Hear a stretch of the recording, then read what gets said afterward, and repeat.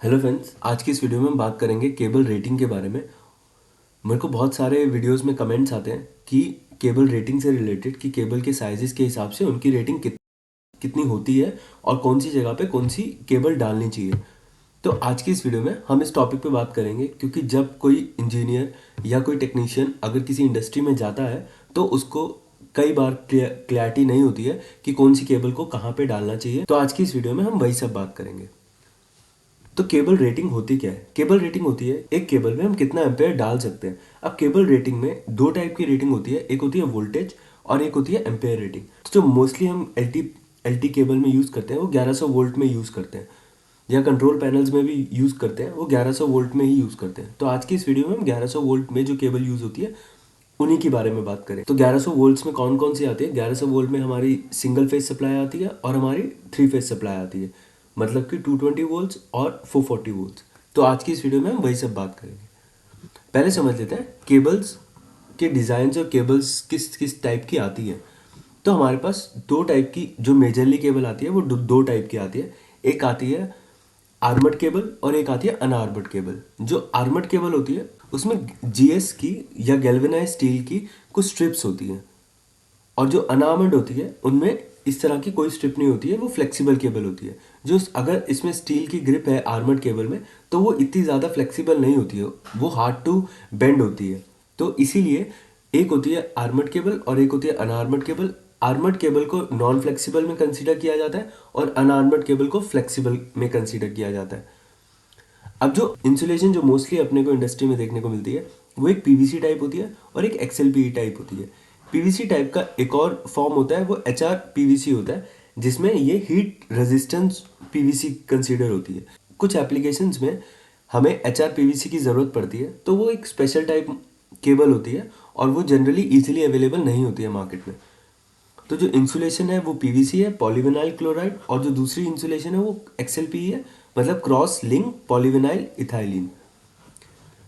जो इसकी इनर शेथ होती है, आप देखेंगे ये इंसुलेशन होती है, जहाँ पे हमारी एल्यूमिनियम या कॉपर होती है वहाँ पे इंसुलेशन होती है, और उस इंसुलेशन के बाद हमारी इनर शेथ होती है। इनर शेथ के बाद हमारा आर्मर होता है, आर्मर के बाद हमारी आउटर शेथ होती है।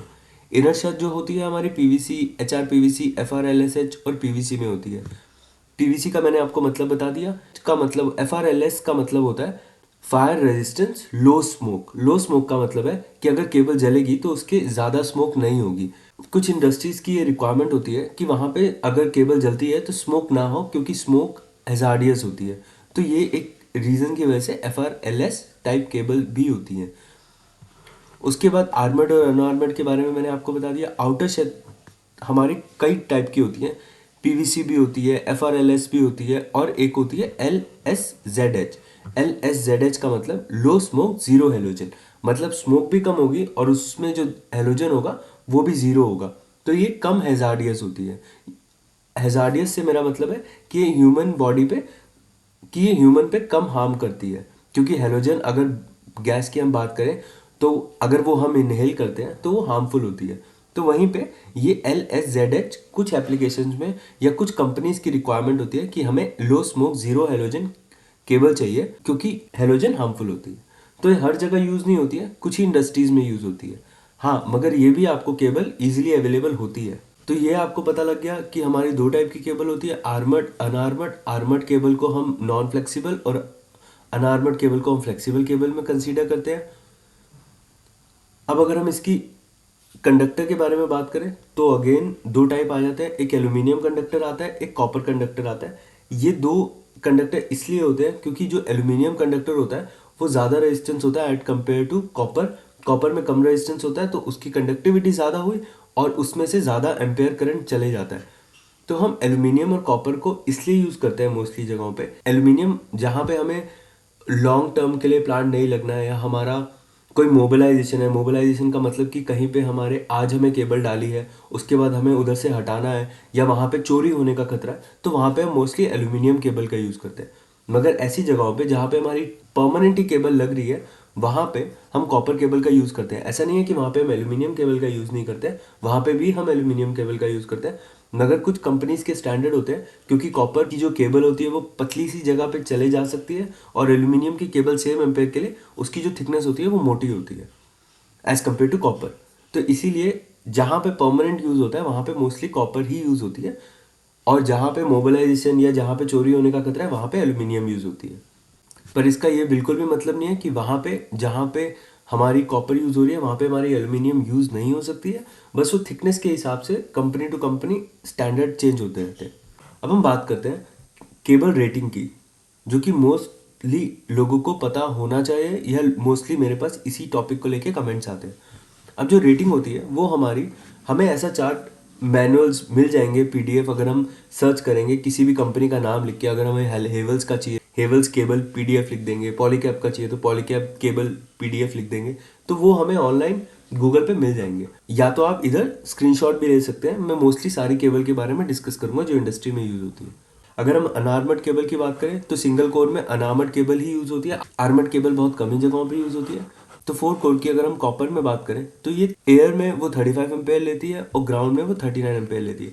तो अगर हमें याद करने के हिसाब से देखना है तो हम 4 की केबल का जो करंट याद रखेंगे कॉपर के केस में वो 35 ही याद रखेंगे। 4 की केबल एल्यूमिनियम में नहीं आती है जनरली, मगर अगर कंपनी को किसी रीज़न से बनवानी पड़ती है तो वो बन जाती है, मगर स्टैंडर्ड ये आपको इजीली अवेलेबल नहीं मिलती है। 6 की केबल की एल्यूमिनियम की बात करें तो 6 की केबल 35 एम्पेयर लेती है, और वहीं पे कॉपर की केबल 44 एम्पेयर लेती है।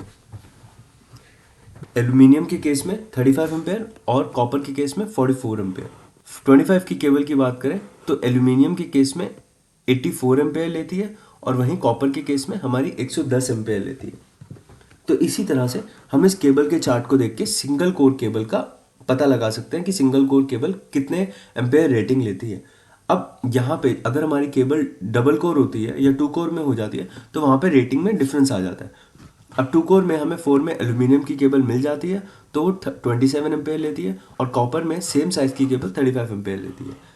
6 की केबल एल्यूमिनियम में 35 लेती है और कॉपर में 45 लेती है। वैसे ही 25 की बात करें तो 25 में एल्यूमिनियम की केबल जो लेती है वो लेती है 115 एम्पेयर, और वहीं पे एल्यूमिनियम की केबल लेती है 78 एम्पेयर और कॉपर की केबल 105 एम्पेयर। अब 3.5 कोर केबल जो मोस्टली हमारी इंडस्ट्री में यूज होती है, मगर यहाँ पे हम अनआर्मर्ड केबल मतलब फ्लेक्सिबल केबल की बात करें तो 3.5 का मतलब हुआ अगर 25 एम्पेयर की केबल है तो 3 जो कोर होंगी वो 25 की होंगी, और जो एक कोर होगी वो 16 की होगी।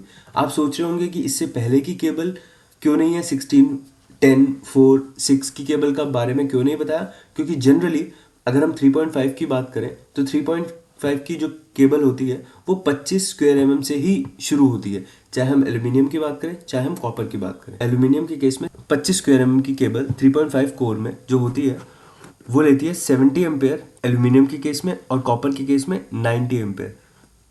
वहीं पे हम 50 एम्पेयर की बात करें तो एल्यूमिनियम के केस में लेती है 105 एम्पेयर और कॉपर के केस में 125 एम्पेयर।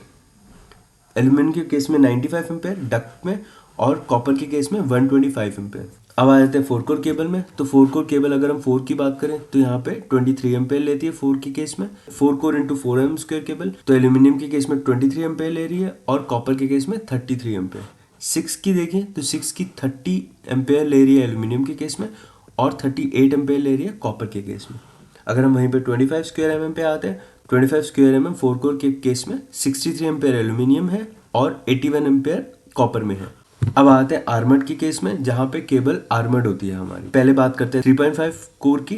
तो 3.5 में अगर 25 स्क्वायर mm की बात करें तो एल्यूमिनियम के केस में ये लेती है 63 एम्पेयर और वहीं कॉपर के केस में लेती है 81 एम्पेयर। 50 की बात करें तो 50 में एल्यूमिनियम की केबल 95 लेती है और कॉपर की केबल 125 लेती है। ये याद करना इतना आसान नहीं है, तो या तो आप इसका एक स्टैंडर्ड अपने पास स्क्रीनशॉट रख लीजिए, जिससे कि अगर आपको कभी भी ज़रूरत पड़े तो आप इस स्क्रीनशॉट को देख के केबल की रेटिंग को पता कर सकते हैं। जिस हिसाब की आपकी मशीनरी है, सपोज करो आपकी मशीनरी 100 एम्पेयर की है और हमें एल्यूमिनियम की केबल डालनी है, तो एल्यूमिनियम की केबल के केस में हम यहाँ पे एम्पेयर देखेंगे कि हमारी मशीनरी अगर 100 एम्पेयर की है और हम अगर केबल को डक्ट में डाल रहे हैं, या जनरली भी अगर हमें याद रखना है तो हम 115 एम्पेयर लेंगे। तो 115 एम्पेयर हमारी 70 की केबल ले रही है। 100 एम्पेयर पे हमें, अगर हमारी मशीन 100 एम्पेयर ले रही है, वहाँ पे हमें 70 की 3.5 स्क्वायर mm केबल यूज़ करनी है अगर हमारी मशीनरी है। वहीं पे अगर हमारा बिल्डिंग कंस्ट्रक्शन में है तो वहाँ पे हम 4 कोर केबल यूज़ करते हैं। मशीनरी के केस में सिर्फ और सिर्फ हम 3.5 की कोर की केबल यूज़ करते हैं। कंस्ट्रक्शन में अगर हम किसी बिल्डिंग्स या घर वगैरह को सप्लाई दे रहे हैं जहाँ पे न्यूट्रल का बहुत ज़्यादा यूज़ होता है, तो वहाँ पे हम कभी भी 3.5 केबल का यूज़ नहीं करते हैं, वहाँ पे हम 4 कोर केबल का ही यूज़ करेंगे। और ऐसा क्यों है, इसका रीज़न मैंने एक सेपरेट वीडियो बना रखी है जिसका लिंक मैं डिस्क्रिप्शन में डाल दूंगा, आप वहाँ पे जाके देख सकते हैं। अब बात करते हैं 4 कोर केबल की। तो 4 कोर केबल में अगर हम 10 की बात करें तो 4 कोर केबल में 10 की केबल 39 एम्पेयर लेती है और वहीं पे कॉपर की केबल 50 एम्पेयर लेती है। अब रेटिंग तो हमें समझ आ गई, ठीक है, मगर इसके अलावा कौन सी केबल के कितने लॉसेज होते हैं और कितने डिस्टेंस पे केबल के लॉसेज होते हैं वो हमें पता होना बहुत ज़रूरी है। क्योंकि कई बार हम मोबिलाइजेशन में जहाँ पे हमें अलग से केबल डालनी होती है किसी रीज़न से, तो वहाँ पे हमारी केबल का बहुत ज़्यादा लंबा डिस्टेंस होता है, तो वहाँ पे लॉसेज भी बहुत ज़्यादा होते हैं। तो अब हमें लॉसेज निकालने का तरीका क्या होता है, और ये इंटरव्यू में भी बहुत बार क्वेश्चन पूछा जाता है कि केबल में लॉसेज जो होते हैं उनको निकालने का तरीका क्या होता है। तो पहले हमारे 4 फैक्टर होते हैं जिनकी वजह से हमारे लॉसेज होते हैं। पहला होता है मटेरियल, हम कौन सा मटेरियल यूज़ कर रहे हैं। 4 टाइप के मटेरियल होते हैं जिनकी कंडक्टिविटी अच्छी होती है: सिल्वर, कॉपर, गोल्ड, एल्यूमिनियम। अब सिल्वर और गोल्ड तो वो बहुत महंगा आता है, इसलिए जनरली यूज़ नहीं होता है। तो जो यूज़ होता है वो होता है कॉपर और एल्यूमिनियम। तो कॉपर और एल्यूमिनियम की रेटिंग अलग होती है, जैसे कि हमने अभी तक बात कर ली है, तो इस हिसाब से उनके लॉसेज भी अलग अलग होते हैं। अब बात करें वायर साइज, कितनी थिकनेस है वायर की, उस पर भी हमारा लॉसेज डिपेंड करते हैं। जितना कम थिकनेस होगी उतने ही हमारे लॉसेस ज़्यादा होंगे। इसके बाद जो दूसरा आता है कि हमारी वायर की लेंथ कितनी है, जितनी ज़्यादा लेंथ बढ़ेगी उतने ज़्यादा हमारे लॉसेस बढ़ेंगे। और इसका रीज़न ये होता है कि हर कंडक्टर की अपनी एक रेजिस्टेंस होती है, तो जितनी लंबा डिस्टेंस होता रहेगा उतने उतने उसको जो एम्पेयर जा रहा है उसको रेजिस्टेंस मिलेगी, तो उसी वजह से हमारे लॉसेस ज़्यादा होंगे। और चौथा होता है हमारा करंट, कितना करंट फ्लो हो रहा है किसी कंडक्टर से। तो अब सीधे से हम याद रखते हैं, पहला मटेरियल क्या यूज़ हो रहा है, दूसरा कितनी थिकनेस है, तीसरा कितनी लेंथ है, और चौथा कितना एम्पेयर जा रहा है उसमें से। अब इसको निकालने का भी एक तरीका होता है कि कौन सी केबल में कितना लॉस होगा। तो उसके लिए पहले हम देखते हैं, सपोज करो हमारी 300 की केबल है, हम 300 की केबल में पीवीसी केबल को कंसीडर करते हैं, एक्सएलपी केबल को नहीं करते हैं, पीवीसी केबल को कंसीडर करते हैं। तो हमारी 0.26 हमारी जो डिस्टेंस है वो 1 किलोमीटर हम कंसीडर करते हैं। तो 1 किलोमीटर का हमने 1 लिख लिया। और अगर हम एम्पेयर कंसीडर करें कि हम कितना एम्पेयर उसमें से लेके जा रहे हैं, तो अभी के लिए हम कंसीडर करते हैं 100 एम्पेयर अगर उसमें से जा रहा है, तो जो हमारा वोल्टेज ड्रॉप होगा वो 26 होगा। तो निकालने का तरीका हुआ, कौन सी केबल हम लेके जा रहे हैं उसका voltage drop factor multiply by कितने डिस्टेंस पे हम लेके जा रहे हैं, मल्टीप्लाई बाय कितना एम्पेयर हम लेके जा रहे हैं, और जो हमारा आंसर आएगा वो आएगा हमारा वोल्टेज ड्रॉप, कि इतना हमारा वोल्टेज ड्रॉप होगा। और अगर वोल्टेज ड्रॉप ज़्यादा होगा, इस कारण से हमें जो एंड में वोल्टेज मिलेगी वो कम मिलेगी। आई होप आज की इस वीडियो से आपको क्लियर हुआ होगा केबल रेटिंग के बारे में, वोल्टेज के बारे में और केबल के टाइप्स के बारे में। अगर इस वीडियो से रिलेटेड आपके पास कोई क्वेरी है तो आप कमेंट बॉक्स में पूछ सकते हैं। वीडियो पसंद आए तो लाइक और सब्सक्राइब करें। वीडियो देखने के लिए धन्यवाद।